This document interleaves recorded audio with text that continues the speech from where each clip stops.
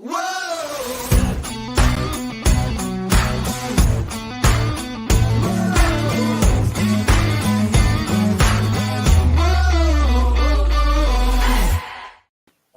to the What's Our Verdict podcast, where we fashion ourselves cinematic judge and jury. Actually, it's television judge and jury.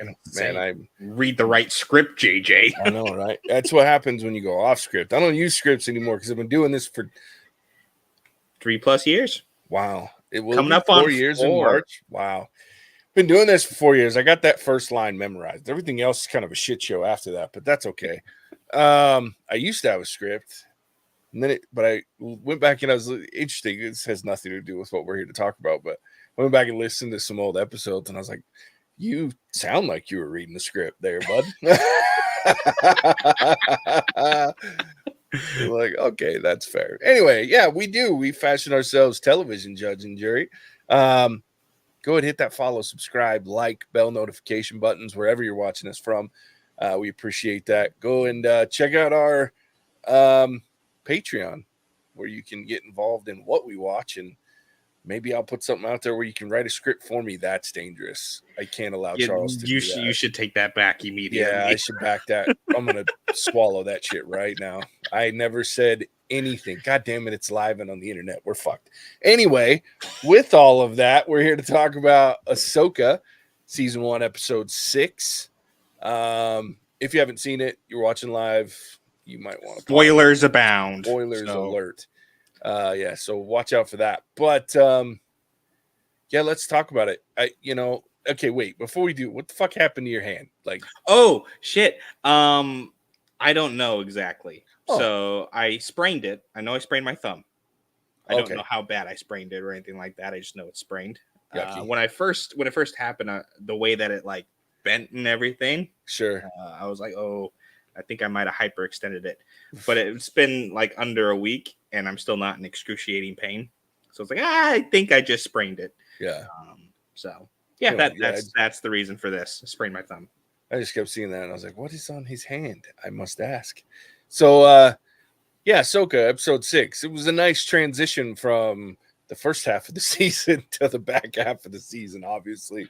Like, I mean, it was like, for me, it was really interesting because there was a lot of exciting things. We get Ezra, we get Thrawn, we learn that Paradia is a, oh man, my mind just went blank. The witches, Night Sisters, the Night Sister planet, like original planet. We get hints that there's way more. There may be something even deeper that's on the planet. But at the same time, like, there was so much going on, but I was like, nothing really happened in this episode. I think that's the crazy. And again, it wasn't bad. It just was like they did all this build up to get to episode 5 with Anakin and, this lesson that Ahsoka had to learn. And then Ahsoka was in this episode for like a minute and a half. If that.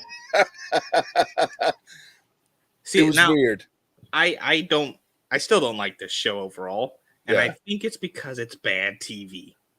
It's a bad show in the sense that it doesn't do anything right from a television point of view to make it enjoyable to watch. The reason why it's enjoyable is the nostalgia. Sure. And Star Wars. That's why. Only 2 things. But if you look at this in the vacuum of TV, it sucks. And it's all jumbled. It's out of order. It doesn't make any sense. And so we have, like you said, like this would have been a great episode 2. Sure. Like, I think you could have crammed the first 5 episodes into an episode. And you could even make it an hour and a half long as your pilot, right? Yeah. And say, hey, it's going to be a huge dump. And then this could be an episode 2. Now you have that, big intro. Now you back off a little bit and start kind of connecting all the dots. But now, like you said, it ramped up. We got 2 episodes left. And episode 6 was a filler. Yeah. It has some cool moments. But, I mean, it seems like they get almost to this great thing. And then they just drop it. Yeah. And I blame Disney for it. Because Disney's the issue. They're the problem. I don't blame Dave Filoni. I think it's Disney. Yeah. I don't know. It's so hard for me because, like you say, like I'm enjoying it and I even enjoyed the episode, but you're not wrong. It's not like it's great, enticing television. It's just Star Wars and it's characters that I love. But I will say this, and this was my biggest issue with this episode. And then there's some other things that were fun about it, but I feel like, and this could be probably construed as a Star Wars problem in general since the sequel trilogy came out. Okay. And I exclude the animated series from that generalization that I just made. Those were great, and they don't suffer from this problem, in my opinion. But so let's talk about the big elephant in the room that's come up a million times, even on this podcast, but everywhere, and that is The Last Jedi, right? So you have this shift in character for Luke Skywalker, and there's a gap that you can't reconcile why there was a shift in character without doing your own internal dialogue exposition explanation, because they don't really explain. You get a handful of lines on Octo where it's like, yeah, the Jedi were full of avarice and they thought they were cooler than what they were and they need to end, blah blah blah blah blah. That doesn't explain how he got there. You even get the story, like his side of the whole Ben Kenobi or Ben Solo thing. Even that wasn't enough for me. I can go, look, you don't go through the shit that Luke goes through and not have some point in your life where you're like, the fuck am I doing? Right? I feel like they've done that to Sabine as well. Like she's different fundamentally than she was in the animated series. And to a degree, Ahsoka's the same way. Ahsoka in all the animated series, with the exception of maybe season 7 of Clone Wars, and a couple of, and then like an episode of like that new, like that short, really, really short version animated where we see her take on, like in that village where the dude wipes out the village to get to her. We see these functional character changes that happen off screen. There's development that I don't get to see. I have to speculate or put up my understanding that these aren't the same characters that we saw 5 years ago, 10 years ago, right? Sabine to me is characteristically different. Like when we see her meet Ezra again, the Sabine that we watched in Rebels would not have kept the secret that there's a good chance they're going to stay stranded just together. Like she would have immediately expressed, we have a problem, right? Because that's who she is. Like that deception for her own benefit at the expense of Ezra is way outside of the last time we saw her. Now, I'm very forgiving of those because we don't know what happened over the last 5 years, right? We obviously know there was she was let down by Ahsoka in the training and all that stuff went sideways. And so there's some bitterness there. And she wants to enjoy a moment of, levity and being reunited with someone that she's been chasing and not known that she would ever see for however long it's been. It's the same with Ahsoka, right? Ahsoka in the animated series was always like jovial and fun. Like she had her episodes where shit was going wrong and she was a little dark and she was a little heavy, and you could see that humanity, for the lack of a better term, of not being positive all the time. But for the most part, even in Rebels, she was pretty relatively positive almost all the time. That's not this Ahsoka that we've seen throughout up till the end of last episode in this show. And I think even though I'm okay with it, like I look at it and go, that's frustrating to me because I can't just enjoy the show. I have to go, how did we get here? Why did Sabine make that choice? When it shouldn't be something that I have to wonder. What I want to be wondering about is what the fuck is freaking Shin and Baylan chasing? Like, what is it that Baylan wants? Because he doesn't give a shit about Thrawn. He obviously doesn't give a shit about Sabine or Ezra. Like, he is after something else that's on this planet. And he made a mention of something's calling to him, which is very reminiscent of a book constant in a series of books called Aftermath that came out post what's the first one? The Force Awakens. Mm-hmm. They released a series of books called Aftermath that was almost immediately after the end of the Civil War. And it talks about Palpatine feeling like there was something in the outer regions beyond the outer rim, like the unknown regions, calling to him from the dark side. I feel like that's a connection that they're making with Balin and having him say that line.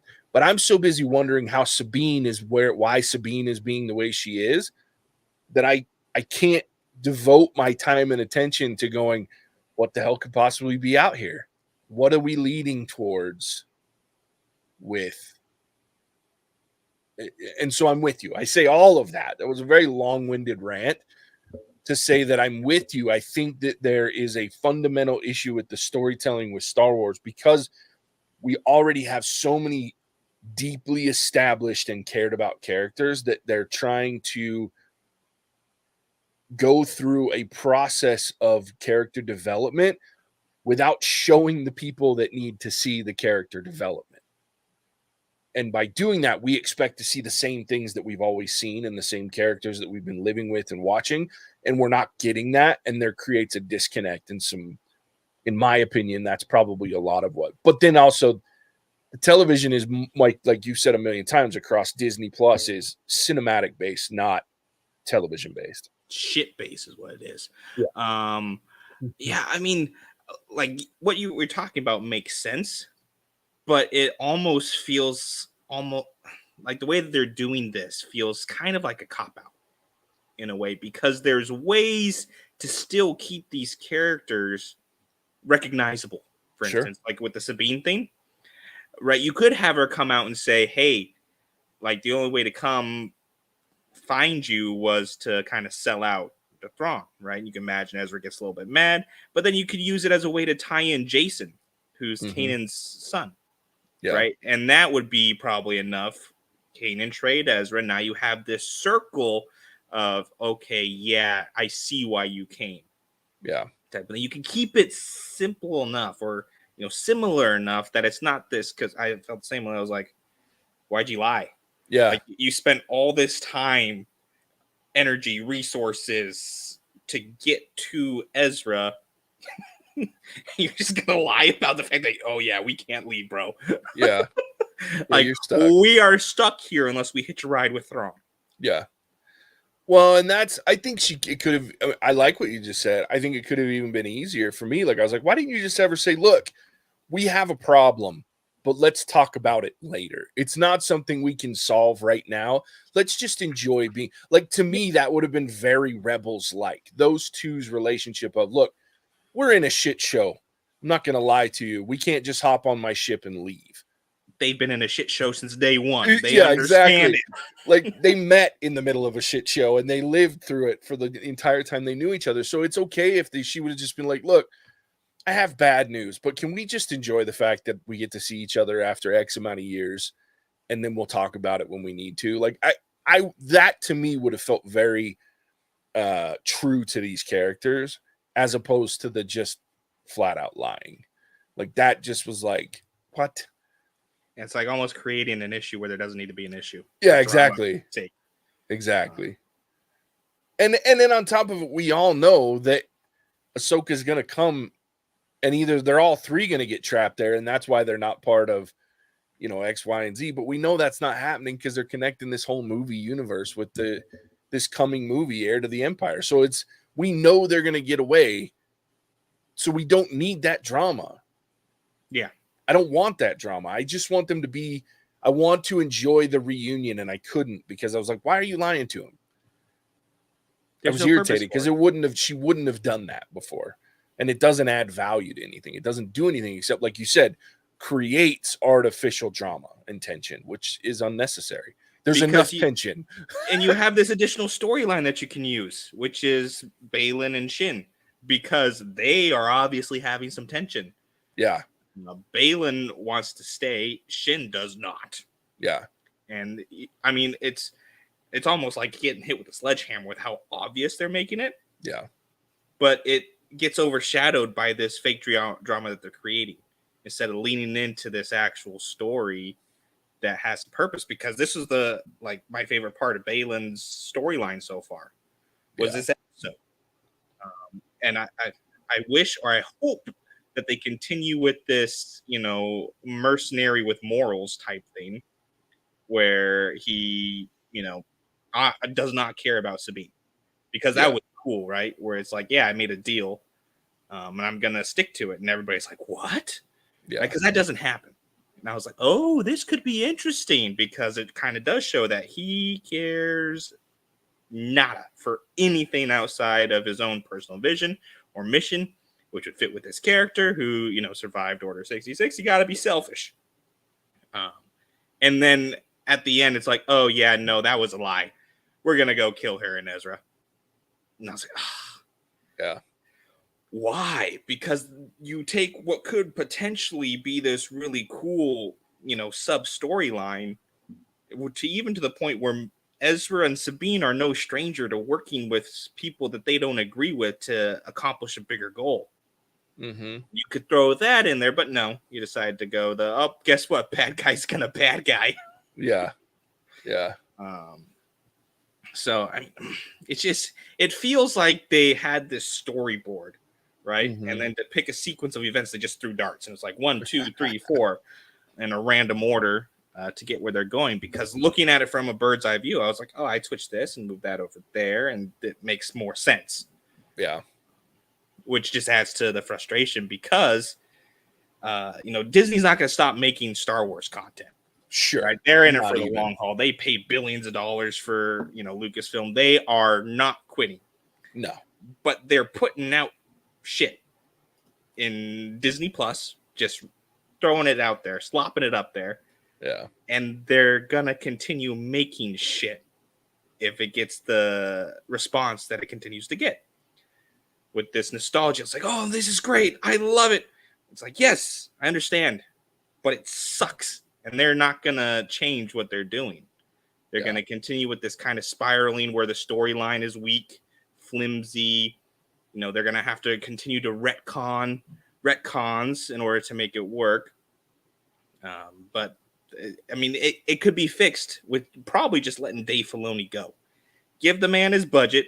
Give him his, what he can do with it, and just let him tell a story. Yeah. Because this could have been the greatest thing they ever put out. And at best, it's like, yeah, there were some cool nostalgia moments, like seeing Thrawn, Lars Mikkelsen, coming back and acting. It's like, that's amazing. Yeah. But there was 5 minutes of Thrawn in a 51-minute episode, and the other 46 minutes were pretty bleh. Yeah. Yeah. So it's like, ugh! Like, if this was episode 2, not episode 6, I'm in. Yeah. All in on it. But they take too long to get going, and then they don't give you enough. If that makes any sense. Sure. Yeah, I'm with you. Like, just quit the foreplay. Let's get going. Yep. Well, and I think part of so the Mandalorian, the reason it was so successful is because everything was new. Right. Yeah. It was in a familiar universe, but you're not comparing it to anything. And I'm with you. Like, there's a lot to hold on to, and there's a lot to do, and they just are trying too hard, I think. And I've said it this entire series of live episodes. There's that balance that he's trying to reach. And I wish the creators would just say, fuck the psychos that are never going to be happy. No matter what you do, what you make, they're never going to be happy. Who cares? Let's make Star Wars content for quality and for those that are going to like it. Yeah, anyway, I think they'd be better off. But I get what they're trying to do. Give me a good show. Yeah, I mean, that's all I want. Ultimate, I want to. right? Like, I mean, your animated shit was so good that It I'm a was 35 to 40-year-old man throughout it, watching it religiously. So the value's there, the content's there. Just move it, right? Instead of being animated, make it live action. Just stick to the same things that you formula. did. Yeah, I don't care. Star Wars, from its inception, was made for kids. Fuck off if you're not. Go back and watch George Lucas's interviews and his original. It's like It was 12-year-olds. made for kids. Yeah. And adults just loved it because it was new and it was interesting. It was different. Nobody had ever seen anything like it. And so it became this thing. And I'm so glad that it did, but it was initially made for kids. Don't try to make it for adults. Knock it off. Adults are jaded and angry and pissy. If you treat us like kids, though, we start to get a little happy. Like, that's why we all loved Rebels. That's why we all loved Clone Wars, because you treated us like kids, because you were making it for kids again. And so it made sense because it fit. Anyway, I think we get away from that sometime.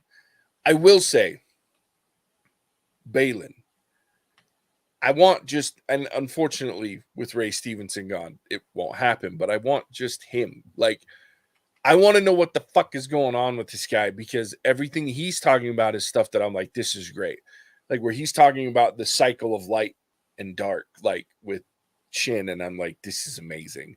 He's like, we just keep doing it over and over again. Like, the darkness rises, the light rises, the dark, and he's like, I just want to break out of this cycle. Well, how do we do that, right? Like, that's something that's old school, deep cut Star Wars lore. When we're talking video games like Knights of the Old Republic, where you had characters like Kriya that talked about this cycle and breaking the old Jedi ways. And we've seen, like, through Revenge of the Sith and some books and things like that, where it's like, the Jedi were mistaken.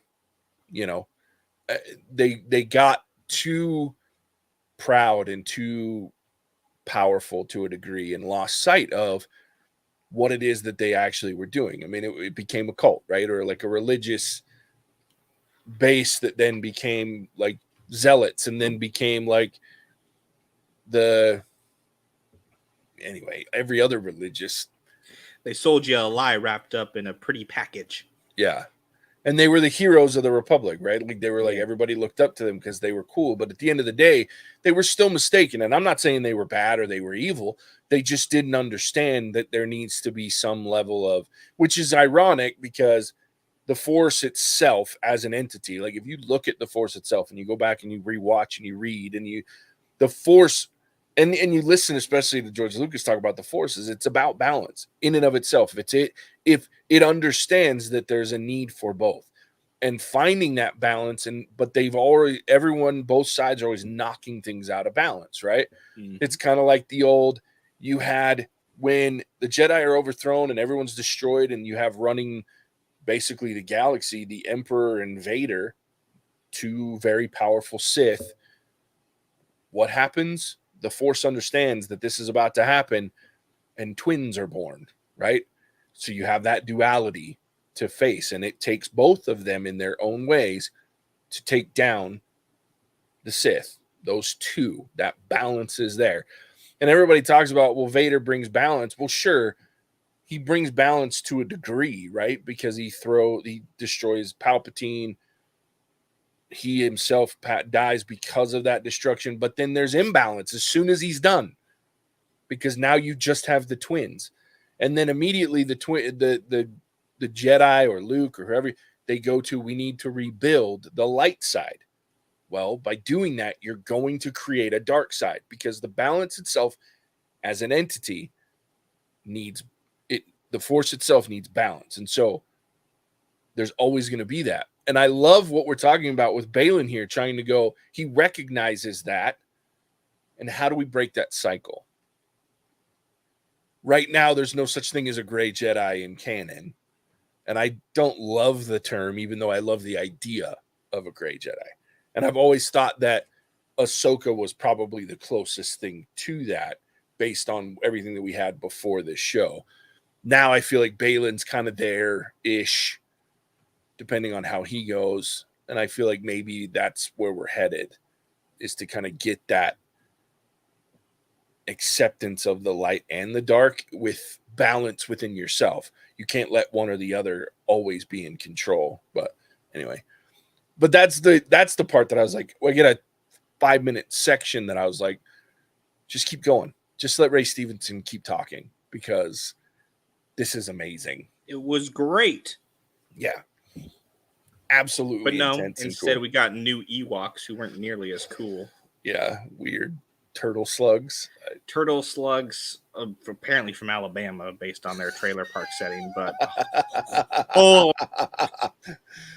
yeah, it was weird.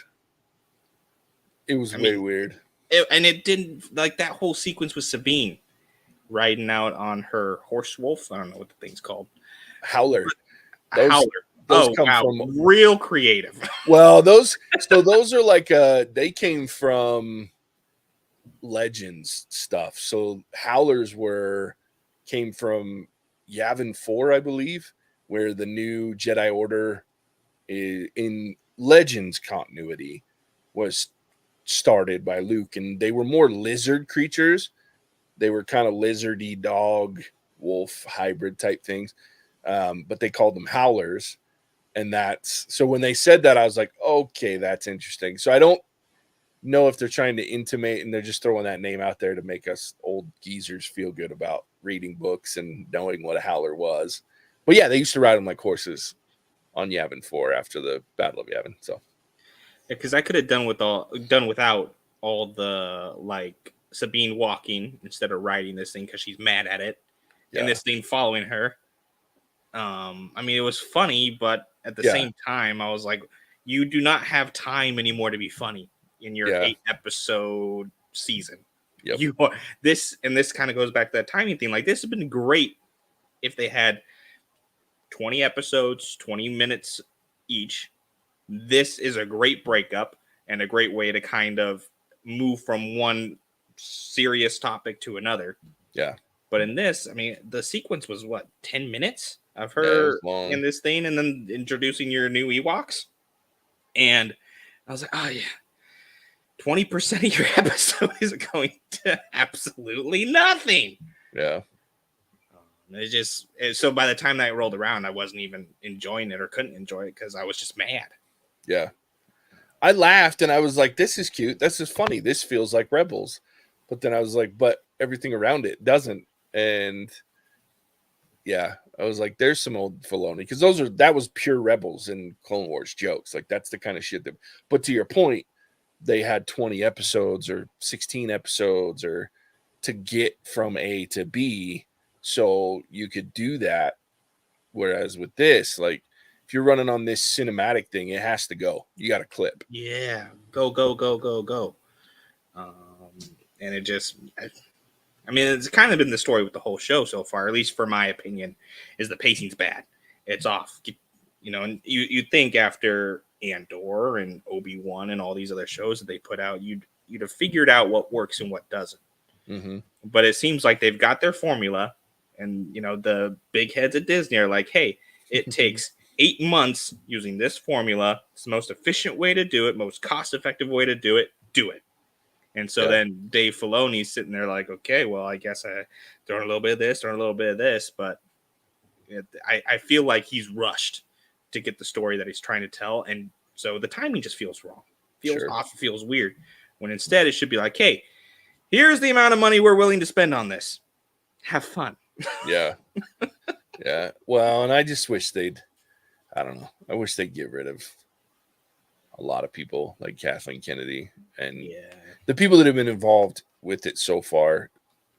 Turn it over to Favreau and Filoni. I've been saying that for damn near a decade now. Just let them have it. Let them have it. Let them go have fun. Yeah. They know what they're doing. Give them an unlimited budget and get the fuck out of here. I had a question for you, JJ. Maybe. Yeah. And so we've seen Arthurian legend so far in Filoni. We've seen Norse mythology. Uh-huh. And we kind of entered into Greek mythology with the Fates this episode and the Dathmiri witches, so great mothers, whatever they are. Yeah. Is there anything in that big Star Wars beautiful brain of yours that tells their story? Like, are they similar to the great mother we see in Clone Wars? Or is she not a great mother of the Death Meter? Yeah, like so the Queen of the Night Sisters, I can't remember her name, but the one that she's got to deal with Palpatine. Yeah. Yes and no. Like that's the feeling that I got. Like we don't know enough about them to know. Like I couldn't give you a breakdown of where they come from, other than I saw a lot of the connection that like the original Night Sister that created Maul, and then his brother saw, and then Ventress, and like so like all of that feels very familiar. So I'm assuming that they are of a similar archetype as what she was, and the connection to the the fates and the fact that they talked about the strings of fate and things like that. So very much, which is also connected to Arthurian legend to a degree as well. So I'm with you there. I don't know. I mean, we've seen more Night Sisters because there was a Night Sister in the new Jedi game. These two, so she's been in that as part of that crew. So you're seeing, and you spend time on Dathomir in those games, early in the first one. So you kind of see a little bit of what happened to them, the ones that were in this galaxy that we're used to, and then what happened to them after the assault on Dathomir. So I don't know yet where their connection will be, other than obviously it feels like I don't know who the Arthur is in this whole story. Like it feels like there's at least 3 or 4 of them possibly at this point. So I don't know, but yeah, I mean, that's very connected. The other one that they threw in there a little bit was the new captain of Thrawn's guard, Enoch. He comes straight from the Torah. So I mean, now we've also got that legend thrown in there with Noah and the flood, and like I was like, holy shit. And I loved his mask. I thought that was dope. But I think he's also replacing, because in Rebels, you remember the little gray dude that was with Thrawn? Like he was a big part of the books. And so I'm wondering if that's this replacement. But yeah, there's a lot of like crazy mythologies that they're kind of throwing. I still feel like interlocking and crossing. Yeah, I still feel like the center of it is more of an Arthurian type story. But like you said, we've got Norse, now we've got biblical, we've got Greek, there's a lot of crossover here that I'm like, holy shit, pick one. Then you got Lord of the Rings. I mean, Gandalf the White showed up. But like to almost piggyback off of that thing, because I think, and correct me if I'm wrong, but I think in Clone Wars, the animated series, it talked that like Sidious was scared to death of this Dathomiri queen or whatever, because she's the one who could like legitimately challenge her power. Yeah. So now we got 3 of them. Yeah. So it's like, are they going to end up having to retcon something somewhere? Because those 3 should be able to conquer any galaxy, but we don't see them further down the line. Yeah. So it almost begs the question, like, is anybody getting off this planet, or are they all staying? Yeah. And then at that point, why bother?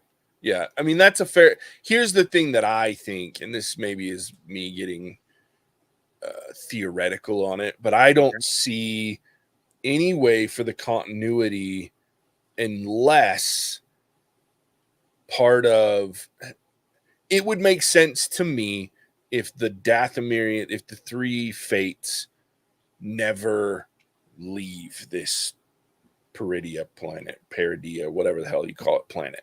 That would make sense to me. Okay. Because to your point, it seems like there's a lot of power there. However, I also could see them being a major part of, which I don't like. I hope they don't come back with Thrawn, because part of Thrawn's whole thing is his ability to outsmart his enemies without the use of some triumvirate of witches, right? Like his thing was, he's that smart. He understands people just through their artwork enough that he can defeat them in battle, and he's a brilliant strategist. And anything that takes away from his brilliance will bother me. Like, he's not infallible, and he's obviously, we've seen through Ezra defeating him in a certain way, he's beatable. And in the books, Luke beat him, but only by getting someone to turn on him internally. And you beat him once. You don't beat him twice. Yeah, exactly. You have to, like, and if you show that you can beat him, like, he learns from that, so you won't beat him the same way again. Like, he's not a moron. Like, this guy's insanely intelligent and strategic and smart. So I don't want those sisters to be that involved, because I don't want it to dilute what Thrawn is and can be, because he's one of the coolest characters in all of Star Wars Legends. And I want to see that come to, and they teased that and showed a lot of that in Rebels. And I want to see that continue to come through in fruition, especially if they're going to continue along the storyline of what that Heir to the Empire trilogy of books showed in this, some of the following TV shows in this movie. So I don't want them to water that down. I want him to be an almost more challenging enemy than Palpatine, because Palpatine could only be defeated through means of the Force and Jedi. Thrawn doesn't give a shit about that stuff, because he'll out Jedi your ass through strategics, and he understands the limitations of the Force and the limitations of the Jedi. And that's why you talk about a Jedi with him and he's like, I don't care, because I'm going to out strategize them, and I'm going to defeat them, not because I have some mystical ability. It's because I'm smarter. And I love that.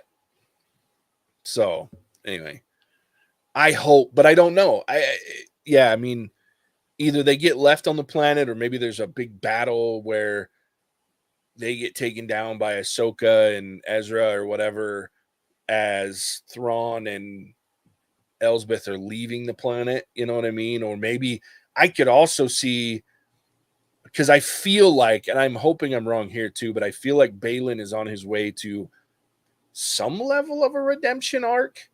Like, because I don't feel, through all of his conversations, like, I know he's kind of an antagonist, but he's more of a side antagonist, right? And in the conversations that he's having with Shin is kind of leaning into the whole dark side Sith of, like, clamoring for power, right? And Baylan, in his, while he's looking for power, obviously he's not looking for traditional power. He's not looking to rule the universe, or he's looking to change what has been, which is this constant cycle of war, peace that then leads to war, war that then leads to peace, that then leads to war, right? He's trying to get outside of that. So that power is, to me, could almost be considered a more righteous power than what we've seen up to this point. So I'm hoping that they don't go down a full quote unquote redemption arc, and they just go down to leaving this shit. That's a good point feeling, right? Like, don't necessarily love the way he goes about it, but he's not wrong. Exactly.